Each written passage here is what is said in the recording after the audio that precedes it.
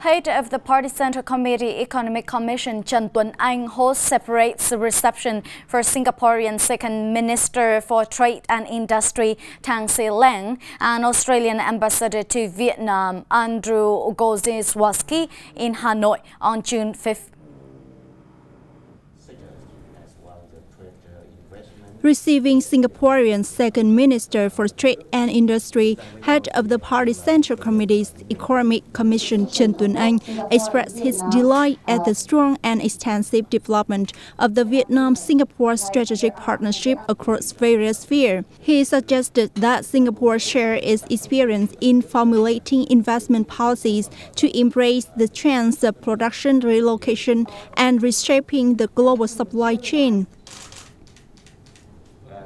Also on the same day at his meeting with the Australian diplomat, the host lauded the positive development of the country's strategic partnership in many spheres, with both countries recently signing a strategy to enhance economic link is to make Vietnam and Australia each other's top trading partners and to double bilateral investments.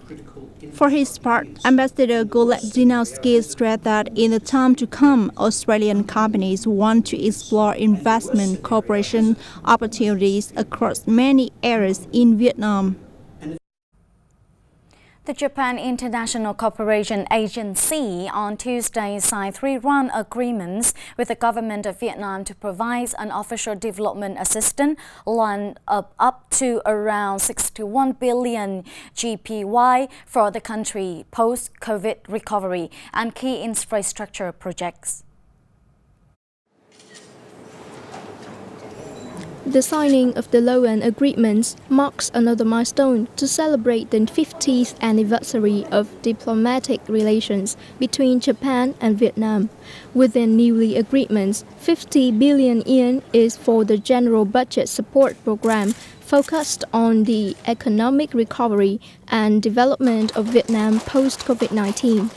A further 6 billion yen is for the public transport infrastructure improvement project in the southern province of Bình Dương, while 4.74 billion yen is for upgrading infrastructure and agriculture in the southern province of Lâm Đồng. Through Vietnam's economy maintained good performance during the pandemic, the aftershock has gradually undermined the strength and resilience of economic and social resources, particularly for vulnerable people and working forces.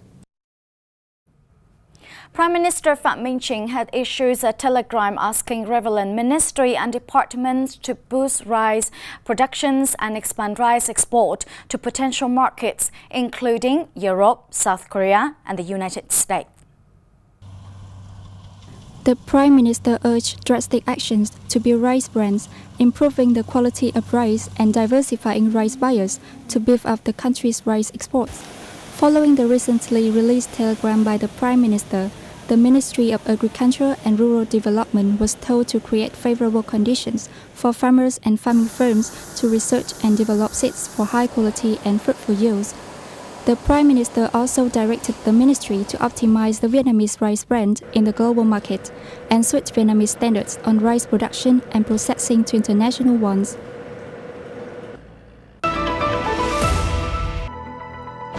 Vietnam rated 41st most peaceful in the world, up 4 places. Performing in the capital city of Hanoi. Vietnam is the 41st most peaceful country among 163 countries and territories studied in the 2023 Global Peace Index, up 4 places compared to the year before.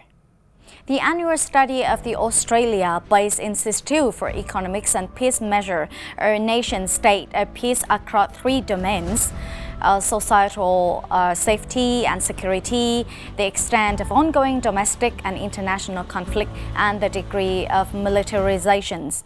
With the score of 1,745, Vietnam was among the nations with high level of peace, joining the ranks of Germany, Netherlands, Malaysia, the UK, Laos, Indonesia, Republic of Korea, Argentina, Chile, and Cyprus. In the Asia-Pacific region, with the 19 countries and territories measured in the index, Vietnam is the 7th most peaceful place after New Zealand and Singapore. Long Ho village in Sơn Tây district of Hanoi has long been known as one of the favorite tourist attractions of the capital city. From the advantage that nature offers, many local households have implemented a new model to enhance tourism. Raising mussel for pearls is one of the new points being invested and implemented in the region.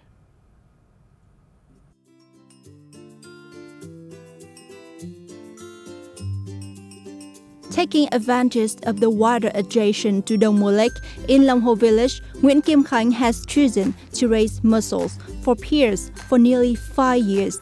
He said at the peak, 120,000 mussels were raised in the lake.